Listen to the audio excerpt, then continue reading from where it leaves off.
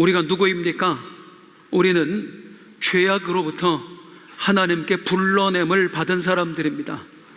불러냄을 받은 사람, 그걸 교회라고 불러요. 즉 우리가 교회이고 내가 교회입니다. 교회된 우리에 대해서 에베소서 1장은 어떤 표현을 썼지요? 중요한 표현이 두 가지 있었어요. 하나는 너는 하나님의 기업이야. 다른 말로 하면 하나님의 보물 1호야. 또 하나는 어떤 표현이 있었지요? 너는 만물을 충만하게 하시는 이의 충만함이야. 우리 예수님이 어떤 분이에요? 만물을 충만하게 하시는 분이에요. 결핍 상태에 있는 만물에, 온 세상 만물에 결핍을 채워주시는 분, 그분이 우리 예수님이세요. 그런데 우리를 보고 그 예수님의 충만함이래요. 예수님을 충만하게 해드리는 존재, 무려 예수님의 결핍을 채워드리는 존재. 우와, 내가 뭐라고 우리 예수님이 내가 없으면 결핍을 느끼세요? 내가 뭐라고 하나님이 우리를 향해 너는 내 보물 1호야 라고 말씀하시지요? 자, 우리가 어떤 존재였기에 우리를 그렇게까지 귀하게 여기실까? 그게 2주 전에 전했던 말씀입니다. 나는 누구였는가? 교회 되기 전에, 구원받기 전에 나는 누구였는가? 에베소서 2장 1절은 이렇게 말씀합니다. 그때 너는 허물과 죄로 죽었었어. 너는 그때 죽었었어. 시체였어. 교회 되기 전에 우리는 전혀 소망이 없는 존재였대요. 이 사실을 믿는 사람들의 특징이 있다고 말씀드렸어요. 내가 죽었었다, 예수 믿기 전에. 그걸 믿는 사람은 첫 번째, 과거를 그리워하지 않습니다. 왜? 그때의 내 삶은 마귀의 종된 삶이었거든요. 마귀가 심어준 욕망에 따라 휘둘리며 살던, 마귀의 연장 노릇이다 하던, 때로는 마귀의 망치가 되고, 때로는 마귀의 삽이 되고, 때로는 마귀의 곡괭이가 되고, 그렇게 마귀의 연장 노릇이나 하던 삶이었거든요. 그런 삶을 어떻게 그리워할 수 있겠어요? 내가 예수 믿기 전에, 교회 되기 전에 죽었었다라고 믿는 사람은 과거를 또한 자랑하지 않습니다. 그때 내가 마귀의 연장 노릇했구나 깨닫는 순간 더 이상 과거가 자랑거리가 아니라 부끄러움이 되는 거예요. 내가 왜 그렇게 살았을까? 왜 부끄러워지죠? 이제는 가치관이 달라졌거든요. 땅을 보고 살던 우리가 하늘을 보고 살게 되었거든요. 그러니 땅을 보고 살았던 내 과거가 부끄러운 거예요. 금번 성지 순례 여행을 하는데 함께 갔던 일행들이 이구동성으로 했던 고백이 있어요. 우리 바울 사도의 그 선교 여정길을 둘러보았습니다. 이번에는 지난번에 못 갔던 곳들도 갔었어요. 바울이 로마에 압송이 되어서 갇혔던 감옥 3군데를 돌아보았어요. 그 감옥들을 보면은요, 와, 사람이 어떻게 이런 데 갇혀 있었을까? 그냥 물을 저장해 놓던 구덩이에 죄수들을 거기다가 가둬놨는데요, 화장실이 있어요. 뭐가 있어요? 그냥 거기 모여있는 사람이 몇 달 동안 똥오줌 다 그대로 싸는 거야. 거기서 바울 사도가 기뻐하라는 편지를 보냈고, 거기서 우리 하늘 보고 끝까지 승리하자는 편지를 보낸 거예요. 어떻게 이럴 수 있었을까? 초대교회 성도들이 믿음을 지키겠다고 광야로 나가 사는데 세상에 땅을 파고 들어가서 지하 12층까지 굴을 파고 들어가서 거기에 살면서 예배합니다. 동굴을 파고 들어가서 평생을 살아요. 이 모습을 보면서 일행들이 했던, 이구동성으로 했던 고백이 뭐냐면, 내 삶이 너무 부끄러워집니다. 예수 믿는 내가 정말 믿음으로 살았던가 부끄러워집니다. 그나마 예수 믿었던 삶도 부끄러워지는데 예수를 모르고 믿지 않고 살던 삶이 얼마나 부끄러워요. 그게 2주 전에 전했던 말씀이에요. 이제 오늘은 조금 더 깊은 내용으로 들어가 보겠습니다. 예수 믿기 전에 내가 어떠했다? 따라하겠습니다. 죽었었다. 예수 믿기 전에 내가 죽었었다고 하는데 이 죽었었다는 게 과연 어떤 의미인가? 문자 그대로 정말로 죽었었다는 것인가? 아니면 죽은 거나 다름이 없었다는 말인가? 자, 이 죽음의 의미를 다음 주에 알려드리고, 오늘은 죽음의 의미를 알기 전에 먼저 알아야 될 게 있습니다. 허물과 죄로 죽었다 그러잖아요. 그래서 죽음의 의미를 알기 위해서는 죄를 모르고는 죽음이 뭔지를 몰라요. 그래서 오늘은 죄에 대하여 말씀드리도록 하겠습니다. 우리를 죽였던 죄, 그게 무엇인가? 여러분, 죄가 뭘까요? 먼저 죄의 기원에 대해서 말씀드리겠습니다. 예수 믿는 사람이라면요, 죄가 어떻게 시작됐는지 다 알아요. 죄는 에덴 동산에서 아담과 하와가 무엇을? 선악과를 따먹음으로 시작이 되었습니다. 이 선악과 이야기 잠깐 해볼게요. 많은 분들이 이 선악과를 오해하더라고요. 크게 두 가지 오해해요. 첫 번째, 뭘 오해하냐면 하나님의 의도에 대해서 오해를 하는 거예요. 아니, 하나님은 선악과를 왜 만드셨대요? 선악과를 안 만드셨으면 우리가 죄인 될 일도 없었잖아요. 뭐하러 선악과를 만드셔서 우리가 죄인이 되게 하셨대요? 이렇게 선악과를 만드신 하나님의 의도를 오해해요. 두 번째, 뭐를 오해하느냐면 이 선악과 안에 무슨 특별한 능력이 담겨져 있었다고 오해하는 거예요. 이를테면 하나님의 선악과 안에 죄라고 하는 바이러스 같은 걸 심어 놓으셔서 우리가 선악과를 딱 먹는 순간 그 선악과 안에 있던 죄의 바이러스가 내게 옮겨와서 내가 죄에 감염이 되었다, 오염되었다, 그래서 내가 죄인이 되었다, 이런 식으로 오해를 하는 거예요. 이 두 가지 오해에 대해서 풀어드리도록 하겠습니다. 먼저 하나님의 의도에 대해서 말씀을 드릴게요. 사랑하는 여러분, 아멘 한번 해보세요. 하나님께서 세상을 창조하셨습니다. 하나님께서 우리 내 사람을 창조하셨습니다. 그리고 하나님은 우리 사람에게 두 가지를 명령하십니다. 첫 번째, 어떤 명령을 주셨지요? 창세기 1장 28절입니다. 시작. 하나님이 그들에게 복을 주시며 하나님이 그들에게 이르시되 생육하고 번성하여 땅에 충만하라. 땅을 정복하라. 바다의 물고기와 하늘의 새와 땅에 움직이는 모든 생물을 다스리라 하십니다. 이런 명령을 하셨는데 여기에서는 이제 명령보다는 오늘 이게 중요합니다. 하나님은 우리에게 주신 권한이 있어요. 따라서 모든 생물을 다스리라. 하나님께서 우리 인간에게 다스릴 권한을 주셨어요. 무엇을? 하나님이 지으신 세상을. 하나님이 지으신 세상을 하나님을 대신해서 다스릴 권한을 우리에게 주셨어요.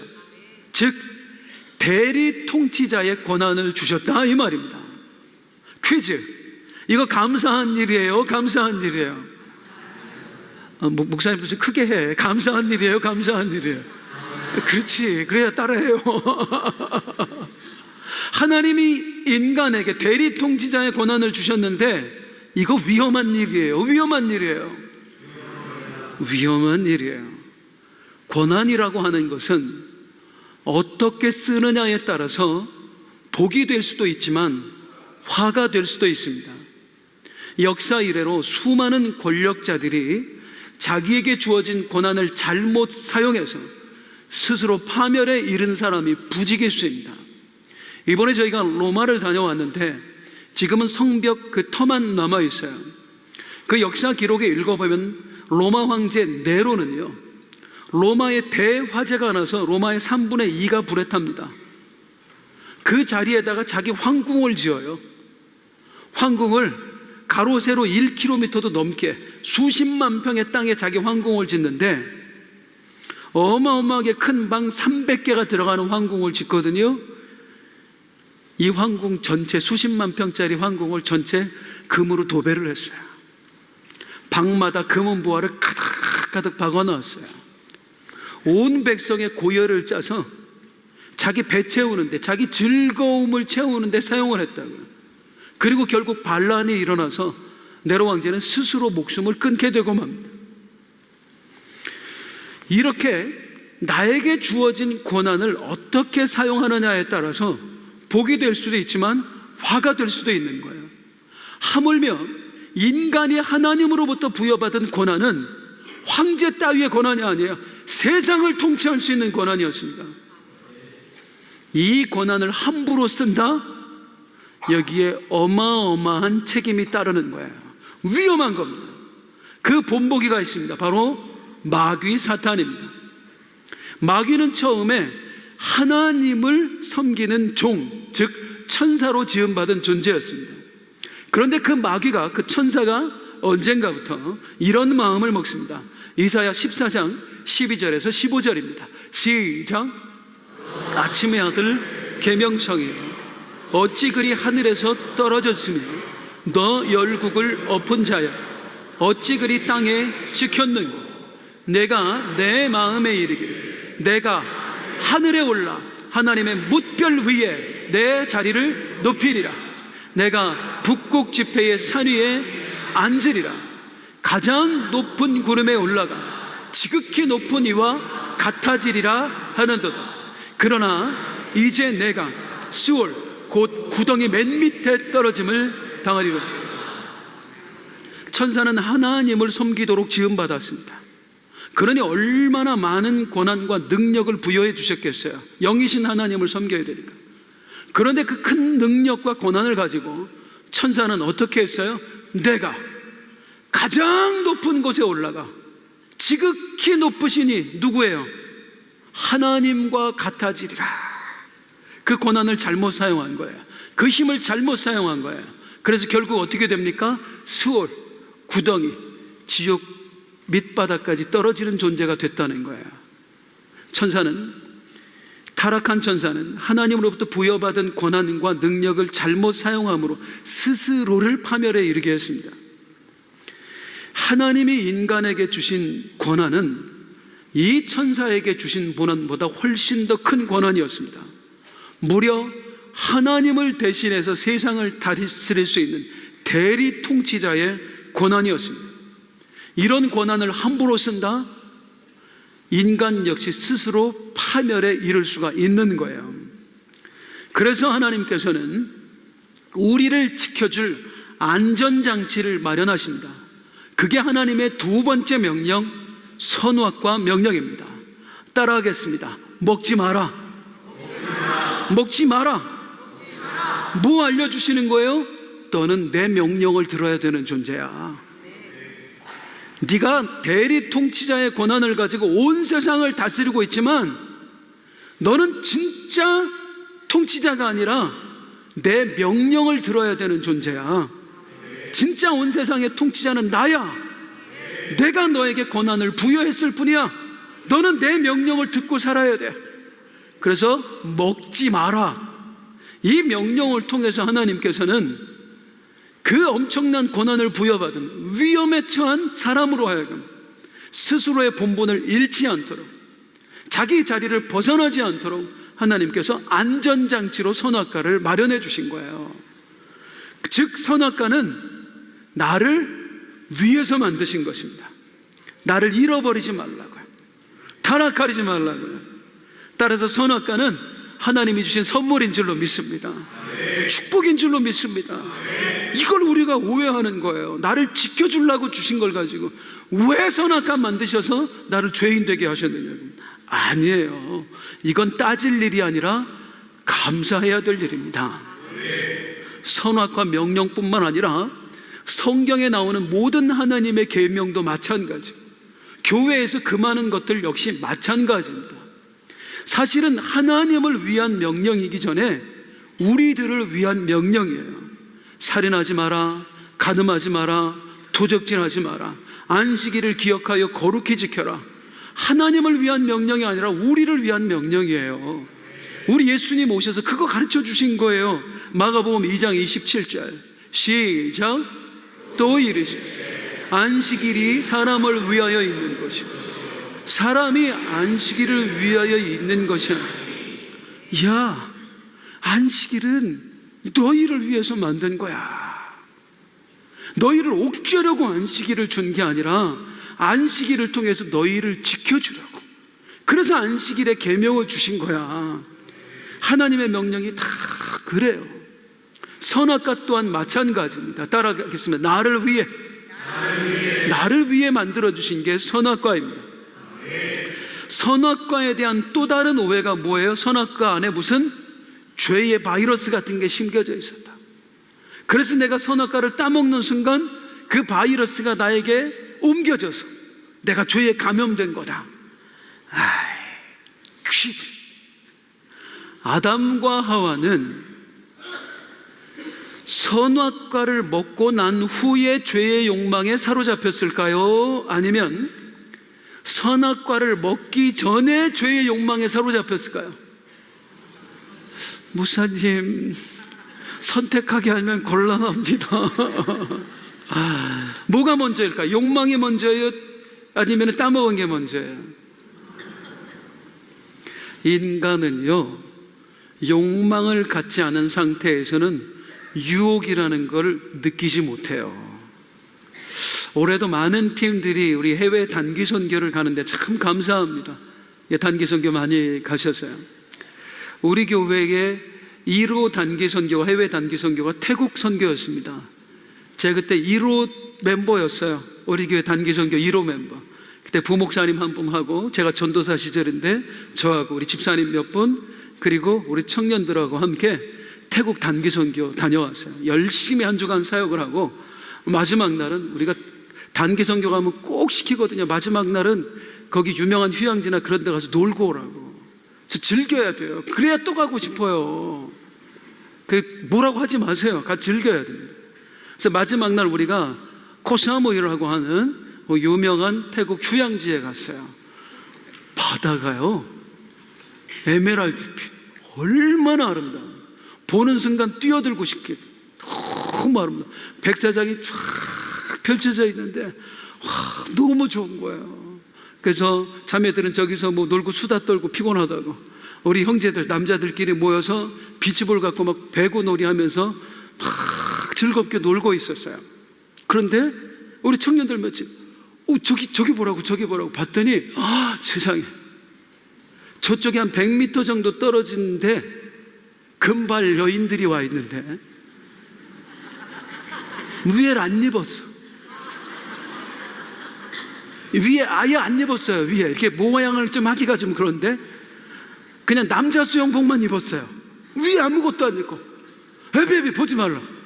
저거 보면 안 된다고, 보지 말라고. 우리끼리 100m 떨어져 있으니까 이제 그걸 안 보고 그 눈을 닫고 우리끼리 열심히 비치볼을 막 하고 있었거든요. 한참 놀다 보니까 어머 세상에, 이 여자들이 우리 옆에 와 있는 거예요.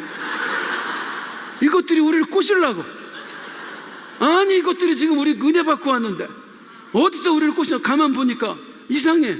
위치가 달라요. 우리가 있던 곳이 아니야. 그 여자들이 온 게 아니고 우리가 간 거였어.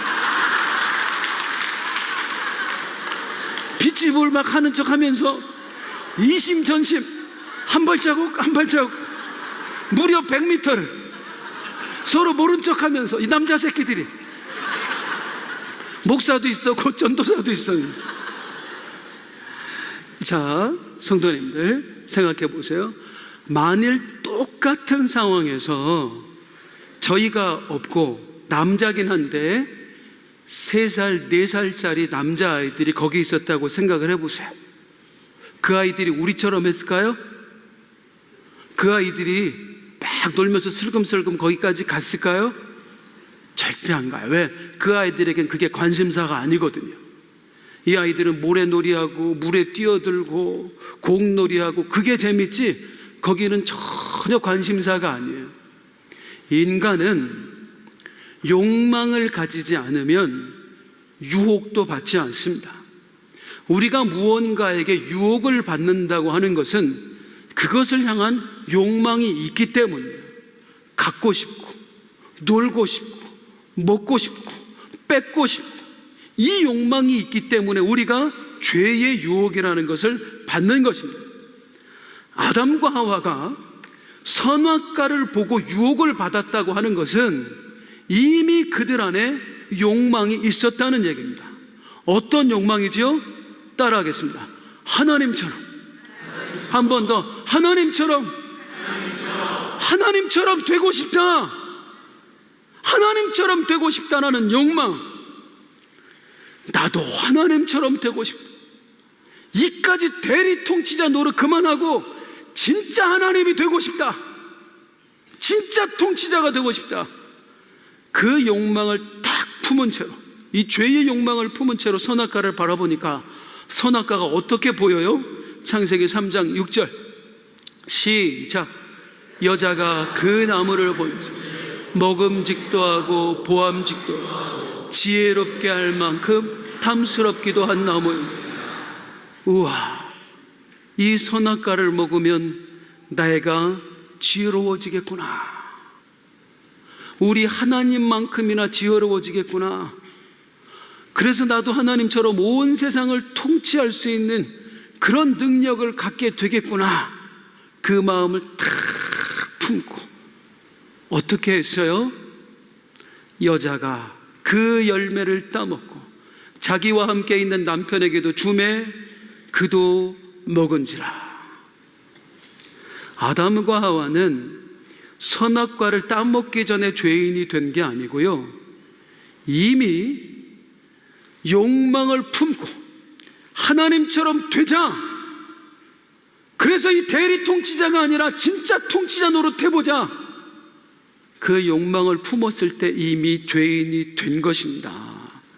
선악과에 있는 어떤 성분이 우리를 죄인으로 만든 게 아니에요. 우리 스스로가 죄인이 된 거예요.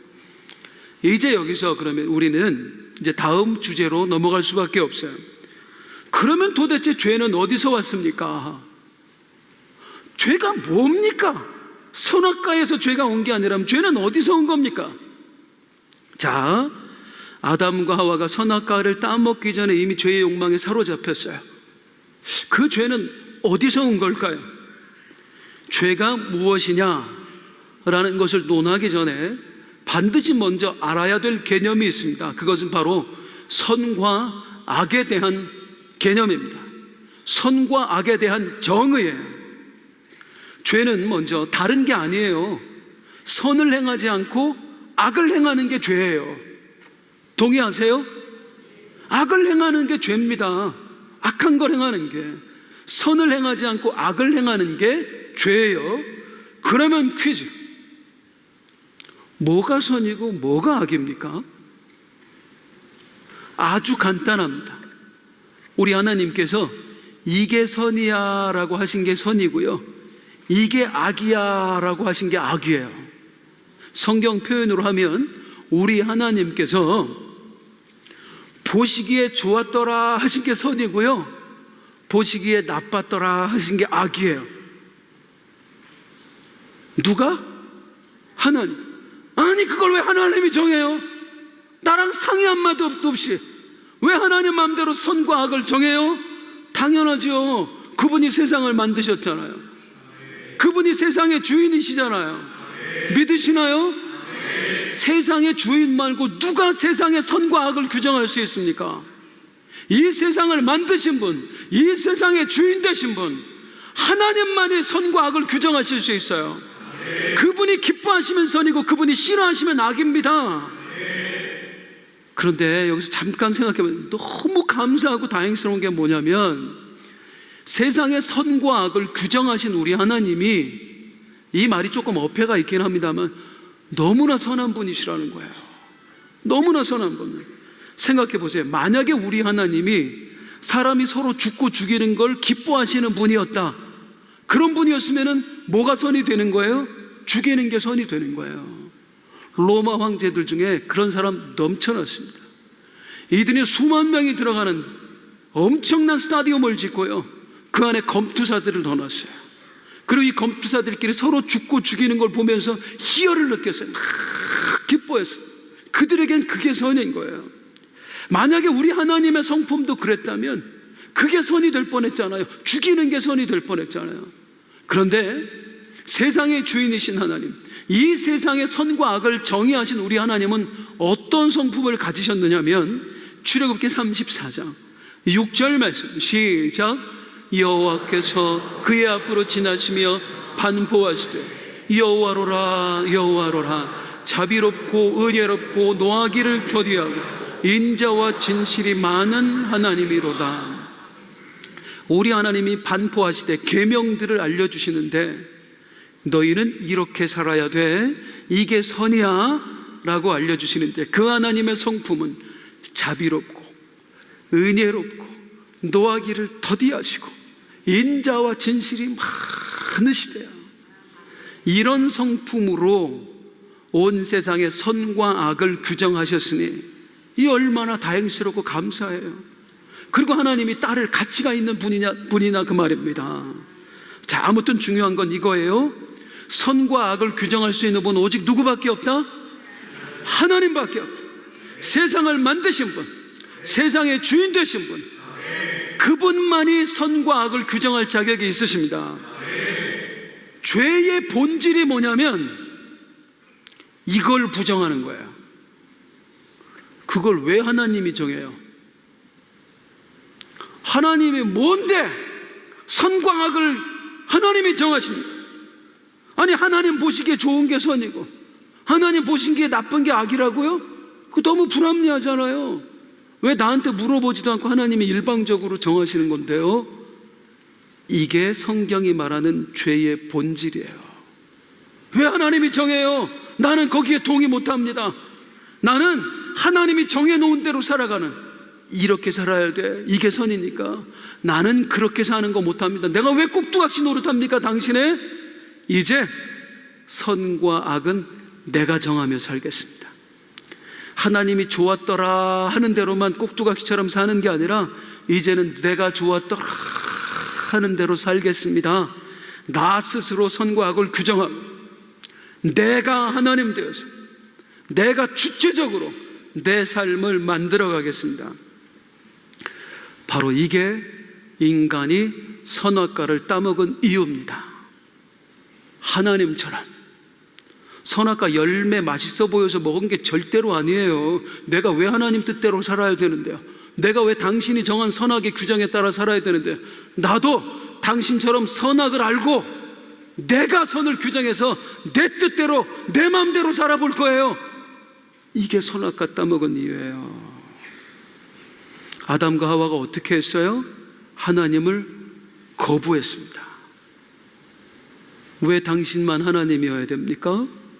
내가 왜 당신 뜻대로만 살아야 됩니까? 나는 그런 삶 싫습니다. 싫어요. 나 그렇게 살기 싫어요. 이제는 내가 하나님 돼서 내 마음대로 살 거예요. 하나님의 존재를 거부하고 하나님의 통치를 거부하고, 바로 이게 죄의 본질이에요. 하나님을 거부하는 것. 따라하겠습니다. 하나님을 거부하는 것. 신학적인 용어로 이걸 뭐라고 하냐면 하나님에 대한 적의라고 합니다. 적대적인 감정. 하나님을 밀어내는 거예요, 우리 삶에서. 이게 죄의 본질이에요. 그게 생긴 거예요. 다시 묻겠습니다. 죄가 뭐라고요? 하나님을 거부하는 것. 가끔 이렇게 말하는 분들이 계세요. 목사님, 저 사람이 얼마나 착한지 아세요? 진짜 법 없이도 살 뿐이에요. 아니, 그런데 저분이 하나님 안 믿는다는 것 때문에 구원을 못 받는다는 게 말이 됩니까? 저렇게 착한 사람이? 그런 생각 해본 적 있으세요? 있으세요? 아니, 저렇게 착한 사람이 하나님 안 믿는다고 구원을 못 받아? 그 사람 착하다고 하는 건 우리 기준에서 착한 거예요. 진짜 착하냐 안 착하냐는 세상의 주인이신 하나님 기준에서 따져봐야 되는 거예요. 그분이 세상의 주인이니까요. 하나님 기준으로 볼 때 하나님을 믿지 않는다는 것은 하나님을 거부하는 겁니다. 이것보다 더 큰 죄가 있을 수 있을까요? 하나님을 거부하는 것보다, 하나님을 안 믿는 것보다. 여러분, 자식들 사랑하시죠?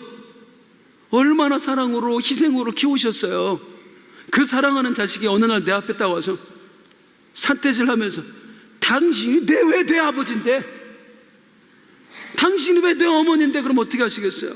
어이구 이 새끼 이쁘다 하시겠어요? 이런 뭐 이거 하시겠냐 아니냐고.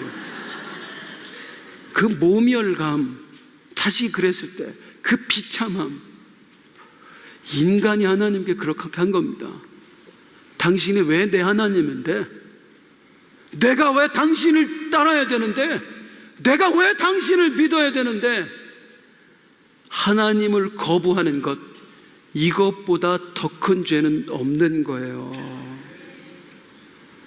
아니 그거야, 하나님을 몰라서 그런 거 아닙니까? 하나님을 몰라서 못 믿는데 그것도 죄가 됩니까? 또 하나 묻겠습니다. 모르는 건 죄가 아닌가요? 제가요 몇 주 전에 유튜브에서 한 영상을 봤는데 재판하는 영상이었어요. 중국의 한 재판정에서 한 젊은이가 재판을 받고 있었어요. 이 젊은이는 자기 여자친구를 살해했습니다. 20대 초반이에요. 딸을 잃은 부모가 그 옆에서 이제 방청석에서 흐느끼고 있어요. 판사가 물었습니다. 당신의 여자친구를 왜 죽였습니까? 젊은이가 대답합니다. 재밌어서요. 판사가 깜짝 놀라요. 다시요. 왜 죽였냐고요? 재밌어서요. 기가 막혀서 아무리 그게 잘못된 거라는 걸 설명을 해도 얘가 알아듣질 못해요. 자기가 뭘 잘못했는지를 몰라. 그냥 재밌어서 죽였대요. 이런 사람 무죄로 방면해도 되겠습니까? 아유 몰라서 그랬구나, 몰라서 죽였구나, 어휴 나가 이래도 되겠어요? 극단적인 얘기긴 합니다만 모른다고 해서 죄가 안 되는 게 아니에요. 때로는 모르는 게 더 큰 죄일 수가 있습니다.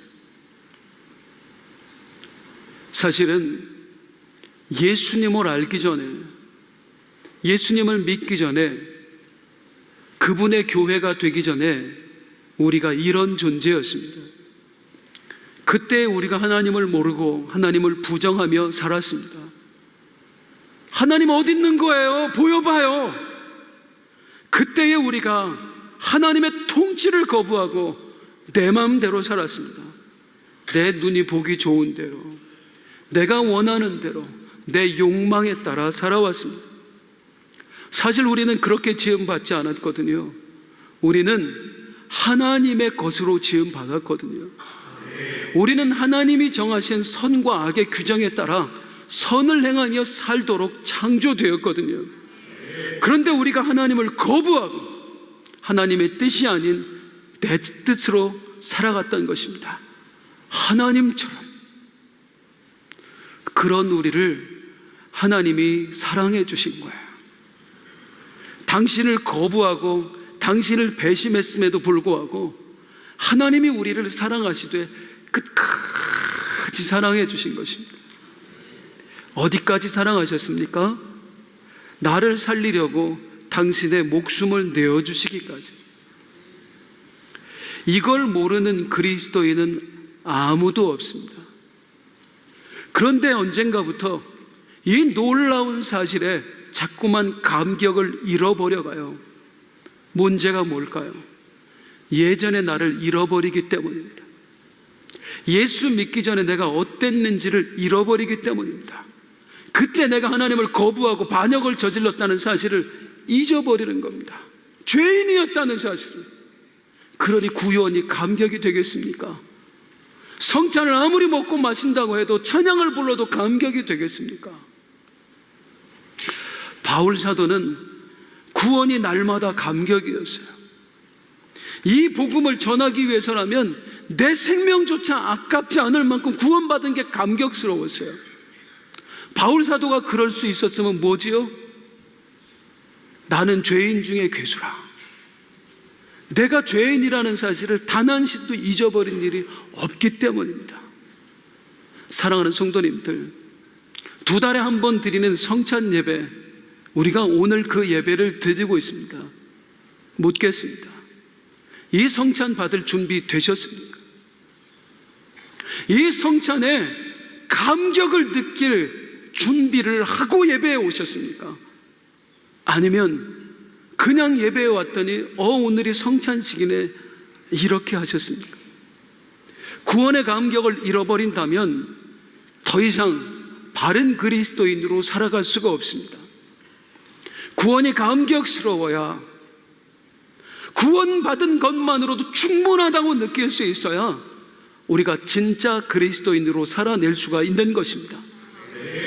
오늘 조금이라도 그 구원의 감격이 회복되는 시간이 되기를 소망합니다. 구원의 감격은 저절로 회복되지 않습니다. 내가 얼마나 큰 죄인인가를 깨달을 때 그 구원의 감격이 되살아납니다. 사실 우리는 예수 믿기 전에만 죄인이었던 건 아니잖아요. 그때만 하나님의 통치를 거부하지 했던 게 아니잖아요. 그때만 내 마음대로 살았던 게 아니잖아요. 예수 믿고도, 그분의 생명값으로 구원을 얻고도 여전히 내 마음대로 살고 있잖아요. 이 죄를 그대로 하나님 앞에 내어놓고 그의 살과 피를 받기 전에, 주님, 내가 이 살과 피를 받아도 되겠습니까? 이 죄인이 당신의 사랑을 받는 게 당연한 겁니까? 오늘 그 구원의 감격이 회복되게 하옵소서. 그 간절함으로 성찬을 받는, 주님의 살과 피를 받는 은혜의 시간 되기를 축복합니다. 우리 함께 일어나서 찬송해요. 성찬 받을 준비하면서요. 죄인이었던 나를, 또 여전히 죄인으로 살아가는 나를 우리 주님 앞에 고백합니다. 세상에서 방황할 때 나 주님을 몰랐네. 내 맘대로 고집하며 온갖 죄를 저질렀네. 예수여, 이 죄인도 용서받을 수 있나요? 벌레나도 못한 내가 용서받을 수 있나요? 많은 사람 찾아와서, 많은 사람 찾아와서 들어올 때 받으신 성찬 키트, 우리 두 손을 가슴에 모은 채로 함께 찬양할게요. 예배당에 들어오실 때 성찬 키트 받지 못하신 분들은 손을 들어주시면 우리 장로님들께서 가져다 드릴 것입니다. 성찬 키트 필요하신 분들 손을 들어